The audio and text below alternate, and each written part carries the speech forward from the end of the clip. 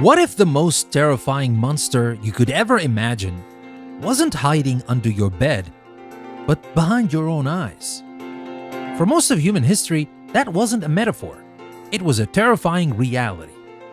Long before the word psychology even existed, the landscape of the human mind was a dark and haunted place. If a man was seized by melancholy so deep he could not leave his bed, it wasn't called depression. It was a demon weighing on his soul.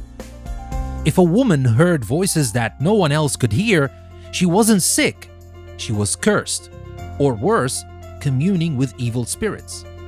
The mind was a battlefield between gods and devils, and the person's suffering was merely the prize. And the cures? They were as brutal as the perceived causes.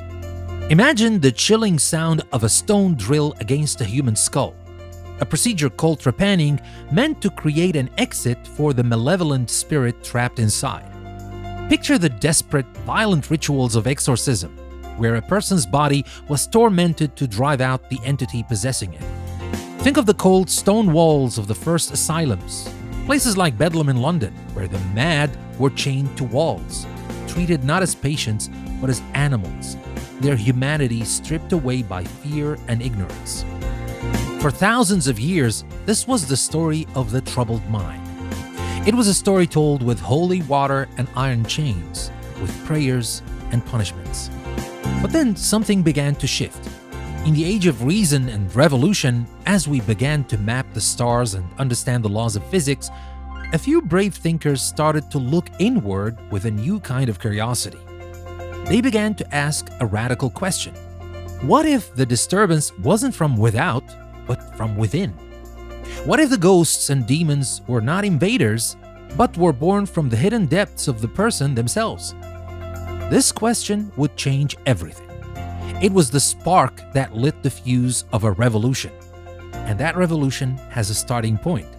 In a city of waltzes and whispers, a city of glittering facades and dark secrets, 19th century Vienna.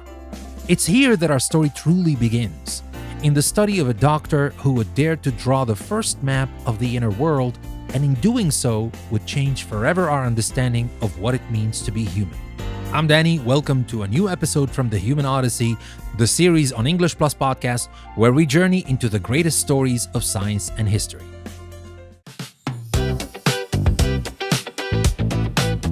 The year is 1895. The city is Vienna, a glittering, anxious jewel at the heart of a dying empire. On the grand boulevards of the Ringstrasse, horse-drawn carriages clatter past opulent opera houses and museums built to glorify a civilization that senses, deep in its bones, that its time is running out. This is a city of extremes, of breathtaking art by Klimt and Schiele and the revolutionary music of Mahler, but also of simmering political tensions and a pervasive sense of cultural exhaustion. It is a city obsessed with appearances, with the polished surface of things, yet haunted by what might lie beneath. It is the perfect incubator for an idea that will tear the veil from the human soul. And in a respectable apartment in the Alsergrund district, a young woman named Ida Bauer is screaming. It's not a scream of physical pain, not in a way a doctor with his bag of instruments and his unshakable belief in the observable, the material, could ever understand. Her physicians, the best in Vienna, have prodded and poked, listened to her heart and lungs with their stethoscopes, and declared her perfectly, frustratingly healthy. Yet she is paralyzed by a phantom cough that whacks her body, a dry, barking affliction with no physical cause. Her voice often deserts her, fading to a whisper without warning, and a strange, creeping numbness like a slow frost claims her left arm. She is a medical mystery, a ghost in the machine of her own body, an embodiment of Vienna's own unspoken anxieties. Her family, at the end of their wits, has heard whispers of a peculiar doctor, a man who listens more than he prescribes, a neurologist who has become something else entirely. His name is Sigmund Freud. Ida's first visit to Bergast 19 is a descent into another world, a stark contrast to the sterile white clinics she has come to dread. The apartment is a labyrinth of books, thousands of them lining the walls from floor to ceiling. The air is thick with the scent of old paper and Freud's ever-present cigars. And everywhere there are eyes, a collection of Egyptian, Greek, and Roman antiquities. Small statues, fragments of relief, funerary masks stared down from every surface with blank, thousand-year-old gazes, silent witnesses to the long, secret history of human suffering. Freud himself is intense, his dark eyes penetrating, his beard trimmed with a scholar's precision. He does not ask about her cough, not at first. He asks about her dreams, treating them not as meaningless nocturnal static, but as coded letters from a hidden part of herself. He asks about her childhood, about her feelings for her parents, her friends, her governess. He asks her to say whatever comes into her mind, to follow the tangled threads of her own thoughts, no matter how trivial, embarrassing, or nonsensical they may seem. This technique he calls free association. He invites her to lie down on a simple couch draped with a heavy, ornate Persian rug. This is not a position of medical examination. It is a position of surrender, of introspection. Lying down, not having to face the doctor, one is free to look inward. Freud believes this couch is the starting point for an archaeological dig into the ruins of a person's past. He is searching for a hidden continent, a vast, uncharted wilderness of feeling and memory that exists within every one of us. He has given it a name: the unconscious. This is where the story of psychology, our story, truly begins. It begins not in a sterile laboratory with repeatable experiments, but in a cluttered Viennese study with a simple, radical, and deeply unsettling idea that we are not masters in our own house. That beneath the tidy, rational surface of our conscious minds, the part of us that makes plans, feels pride, and believes it is in control, there is a roiling cauldron of forgotten memories, forbidden desires, primal fears, and unresolved conflicts that shape our every action, thought, and feeling. From Ida, whom Freud would later make famous in his writings as Dora, the talking cure, as it came to be called, was a revelation. On that couch, she spoke of a family in turmoil, of her father's illness, of an unwanted sexual advance from a trusted family friend. Freud listened not just to the words, but to the hesitations, the slips of the tongue which he termed parapraxis, the sudden, inexplicable changes of subject. These were not random errors. They were clues. They were moments of resistance, the conscious mind's defense against the emergence of a painful truth. Her cough, he proposed, was not a disease of the lungs, but a story her body was telling because her voice could not. It was a coded message, a symbol of something she had figuratively choked on. It was a physical manifestation of a psychic wound. Freud was a map maker for this new, treacherous world. He proposed that the mind was a dynamic, conflicted place, a battleground between three powerful forces. There was the id, the it, the primal, pleasure-seeking beast within, operating on pure instinct and desire, demanding immediate gratification. There was the superego, the over-I, the internalized voice of society, parents, and authority, the stern and unforgiving judge whispering "thou shalt not," and caught between them, desperately trying to broker a peace, was the ego, the I, the conscious self, the part of us that must navigate reality, balancing the demands of the id with the constraints of the superego.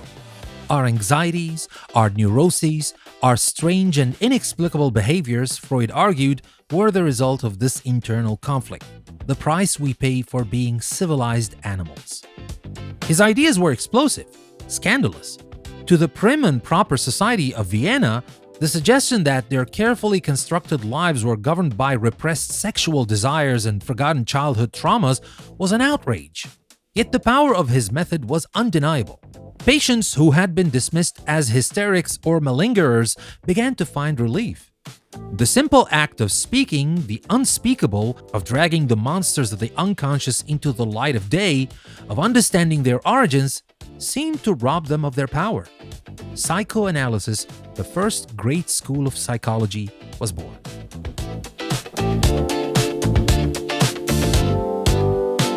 But every revolution has its dissenters. Even within Freud's own inner circle, brilliant minds began to chafe under his dogmatic leadership. Carl Jung, once Freud's chosen crown prince, could not accept the overwhelming focus on sex. He saw the unconscious not just as a cellar of personal demons, but as a collective wellspring of myths, symbols, and archetypes shared by all humanity, which is called the collective unconscious. He believed that characters like the wise old man or the shadow self appeared in the dreams and myths of all cultures because they were part of our shared psychic inheritance. Alfred Adler, another early follower, broke away to argue that the primary driver was not pleasure, but a striving for superiority, a fundamental desire to overcome the feelings of inferiority that begin in childhood. The monolith of Freudian thought was beginning to crack. Across the Atlantic, in the bright, pragmatic, and forward-looking landscape of America, a completely different kind of revolution was brewing. It was a revolution born of a deep-seated American optimism and a skepticism for the murky, unprovable theories of the old world. It was a revolution against the unseen, the unprovable, the entire shadowy world that Freud had so painstakingly mapped. If you can't see it, measure it, and control it, these new thinkers argued it isn't science. The new temple was not the consulting room, but the laboratory. The new high priest was not the bearded psychoanalyst, but the scientist in a white coat. This was the dawn of behaviorism.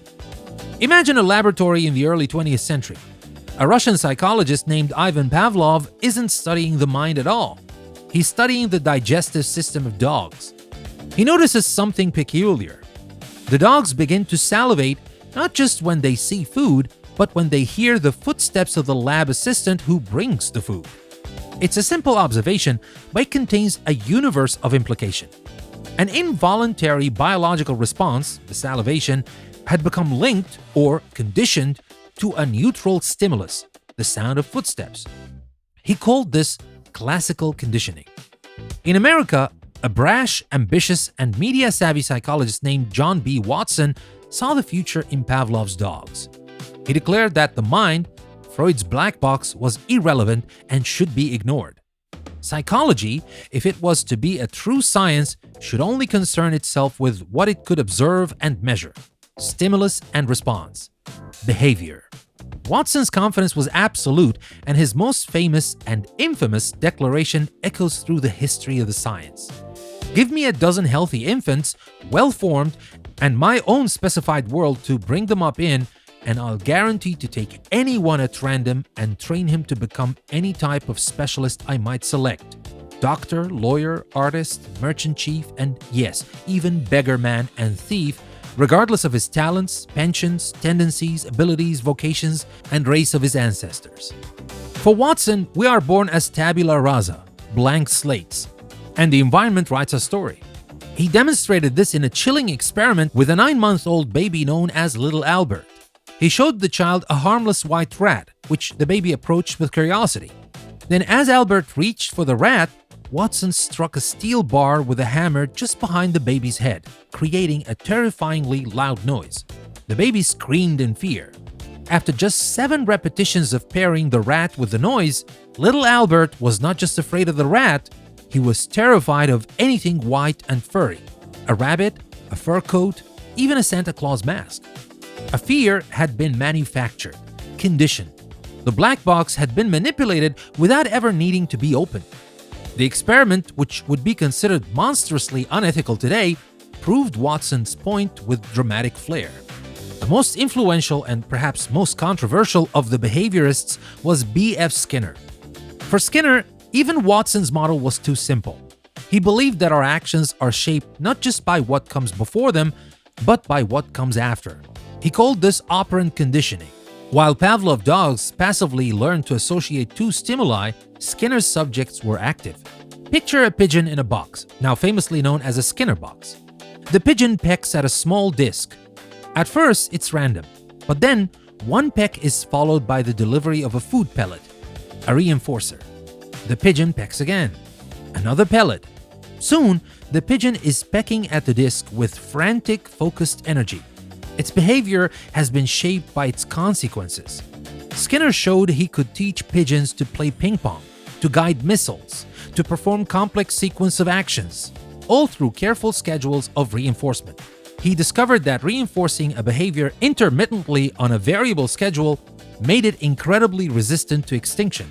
And that's the same principle that makes slot machines in Las Vegas so addictive. To his critics, this was a bleak and mechanistic view of humanity. Were we nothing more than complex pigeons in a giant Skinner box? Are behaviors shaped by the rewards and punishments of society? Where was free will? Where was creativity? Where was love? Skinner's 1948 novel, Walden 2, depicted a utopian society built on behaviorist principles. A world without crime, jealousy, or conflict, but one that many found terrifyingly devoid of human spirit and individual choice. For decades, behaviorism dominated American psychology. It offered a practical, scientific, and optimistic vision. Problems like addiction, phobias, and anxiety could be seen as learned behaviors and therefore could be unlearned through techniques like systematic desensitization. But the black box, the mind itself, remained closed. And eventually, a new generation of scientists would come along, not with a key, but with a crowbar to pry it open.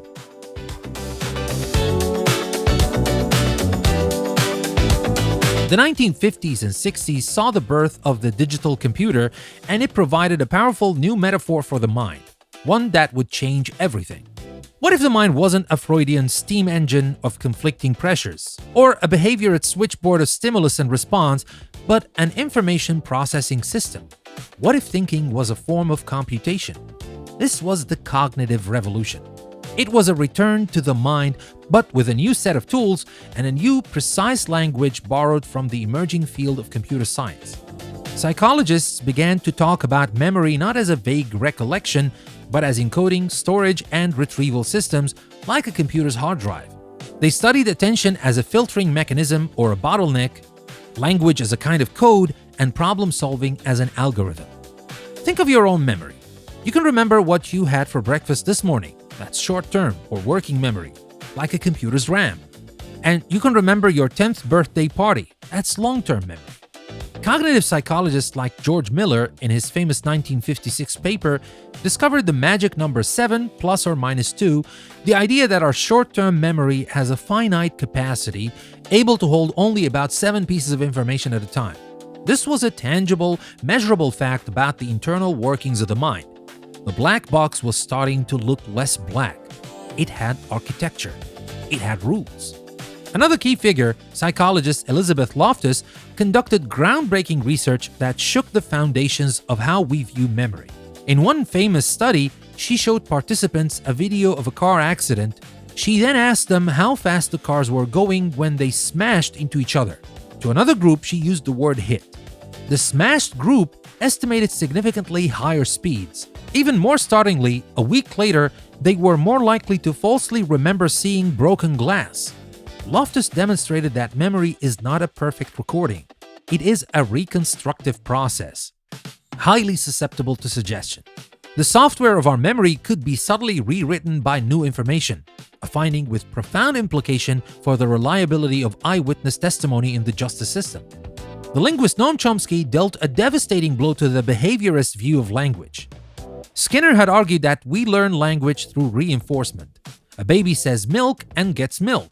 But Chomsky, in a scathing 1959 review of Skinner's work, pointed out the poverty of the stimulus. Children produce an infinite variety of sentences they have never heard before. They make creative errors, like "I goed to the store," which they couldn't have learned by imitation. He argued that we must be born with an innate language acquisition device, a kind of universal grammar hardwired into our brains. The environment wasn't writing on a blank slate. It was activating a pre-existing program. The revolution was on. The mind was back. But as the cognitive scientists built their intricate models of mental software, another movement was stirring. One that felt psychology, in its quest to be scientific, had lost its heart.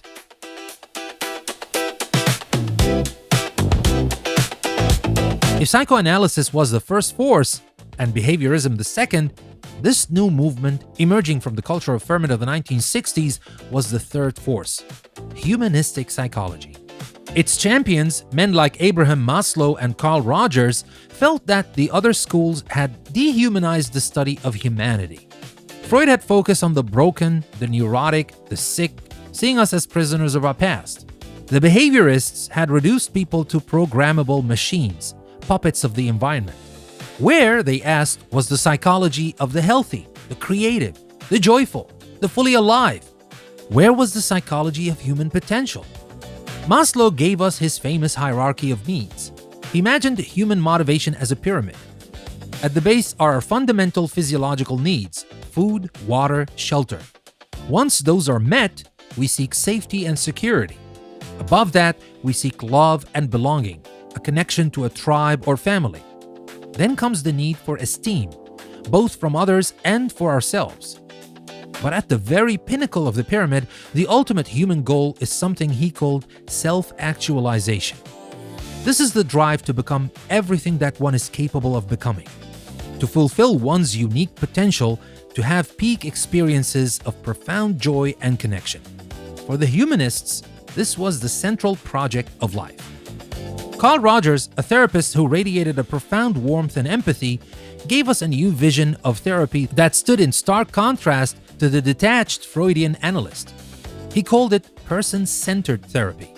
Rogers believed that for a person to grow, they needed an environment that provided three core conditions: genuineness, the therapist is open and transparent; empathy, the therapist feels and reflects the client's feelings; and most importantly, unconditional positive regard, a deep and genuine acceptance of the client as they are without judgment. Rogers believed that in such a safe and accepting environment, people have an innate capacity to heal and grow themselves. The answers weren't in the therapist's interpretations or conditioning schedules. They were already inside the person, waiting to be discovered and trusted. The humanistic wave washed over psychology, and its influence is still felt today in everything from business management to education. It put concepts like free will, personal growth, and the search for meaning back on the table. It reminded the science that its subject was not a collection of instincts or behaviors, but a person on a journey. And so, by the late 20th century, the landscape of psychology was a sprawling, diverse, and often contentious territory. You had psychoanalysts still exploring the depths of the unconscious. You had behaviorists developing powerful therapies for phobias and addictions.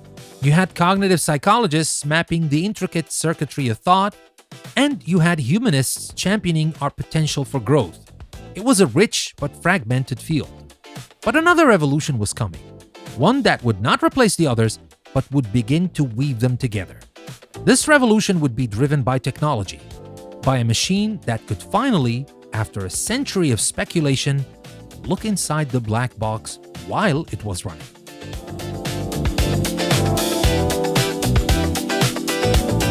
In a quiet, climate-controlled room at a university research center, a young man named Leo lies inside the humming, claustrophobic tube of an fMRI machine.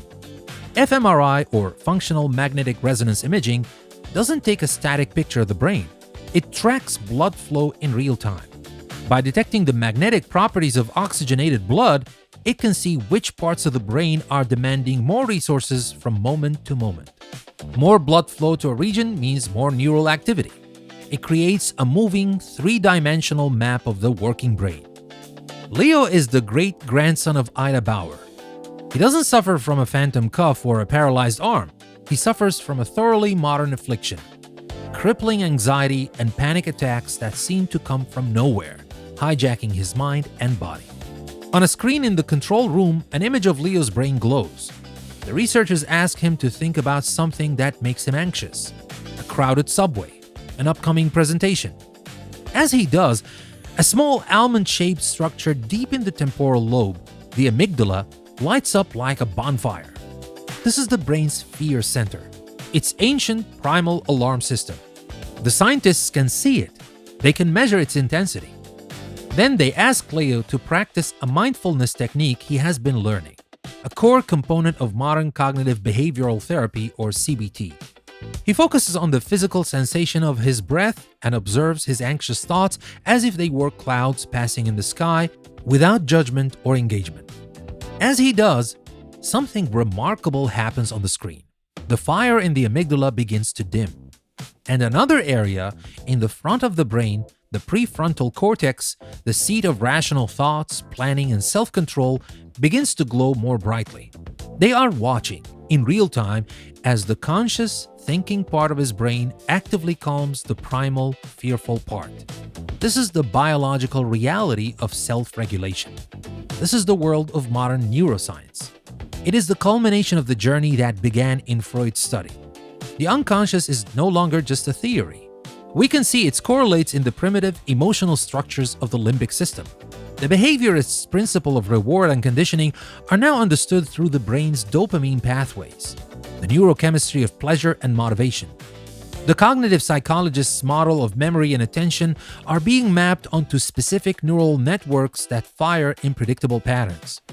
We can see how trauma, like the kind Ida Bauer experienced, can physically change the brain, strengthening the neural connections in the amygdala, making it hyper-vigilant and quick to trigger the fight-or-flight response. This is the scar tissue of experience, written in the language of neurons. But we can also see the reality of neuroplasticity, the brain's incredible ability to reorganize itself based on new experiences. We can see how therapies, whether it's the talking cure or psychoanalysis or the CBT that Leo is learning, can rewire those connections, strengthening the prefrontal cortex ability to regulate emotion. The art of therapy is becoming the science of changing the brain.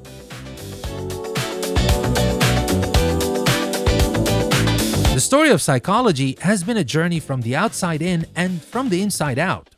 It began with Freud looking from the outside of behavior and speech, trying to infer the hidden world within.